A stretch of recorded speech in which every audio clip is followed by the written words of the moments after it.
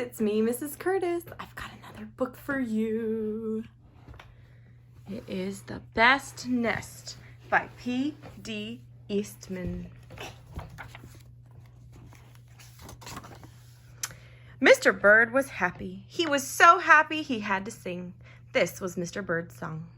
I love my house, I love my nest, in all the world my nest is best. Mrs. Bird came out of the house. It is not the best nest, she said. I'm tired of this old place, said Mrs. Bird. I hate it. Let's look for a new place right now.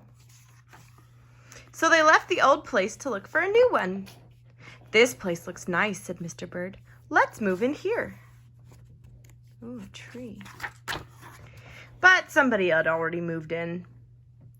So they looked at another house. This one looks nice, said Mr. Bird. And there's nobody in it.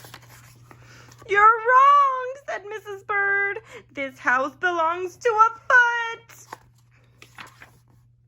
So they went on looking. I like this one, said Mr. Bird. It has a pretty red flag on the roof. I've always wanted a house with a flag, said Mrs. Bird. Maybe this place will be all right.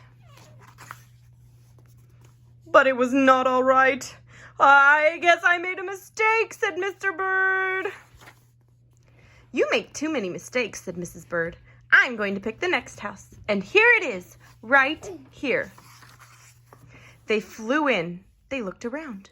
Isn't it too big, said Mr. Bird. I like this big place, said Mrs. Bird. This is the place where we will build our new nest. No. They went right to work. They needed many things to build their nest. First, they got some hay. They got some soda straws and broom straws. They got some sweater string, some stocking string, and some mattress stuffing. They got some horsehair. They got some man hair. Soon they had all the hay, all the straw, all the string, all the stuffing, all the horsehair, all the man hair that they could carry, and they took it all back to build their nest. Mr. and Mrs. Bird worked very hard. It took them the rest of the morning to finish their nest. This nest really is the best, said Mrs. Bird. I want to stay here forever. Mr. Bird was very happy, too. He flew to the top of his house and he sang his song again. I love our house, I love our nest, in all the world my nest is best. He was so busy singing, he didn't even see Mr. Parker coming. Every day at 12 o'clock, Mr. Parker came to the church. Mr. Parker came to pull a rope. The rope went up to the bird's new nest. And the rope rang the big bell right under Mrs. Bird's nest. Bong, bong, bong. Mrs. Bird got out of there as fast as she could fly. Bong, bong, bong, bong. When Mr. Bird came in, all he could see was a mess of hay and string and stuffing and horsehair and man hair and straws. And where was Mrs. Bird? I will look for her until I find her, said Mr. Bird. He looked high. He looked low. He looked everywhere for Mrs. Bird.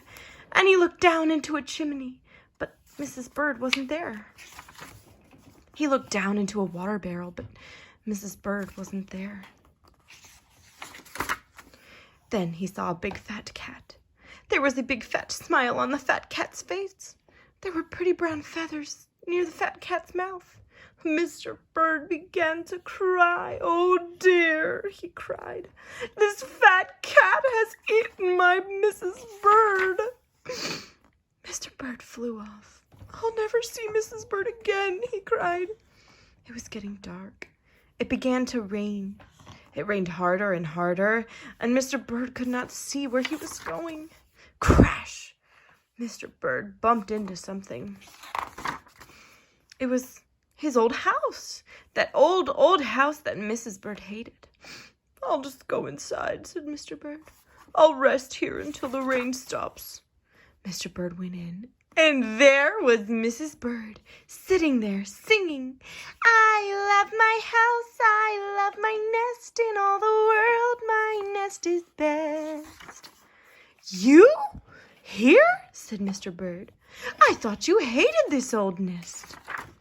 Mrs. Bird smiled. "I used to hate it," she said, "but a mother bird can change her mind, you see. There's no nest like an old nest for a brand new bird." And when the egg popped open, the new bird thought so too. The end. Thanks for listening.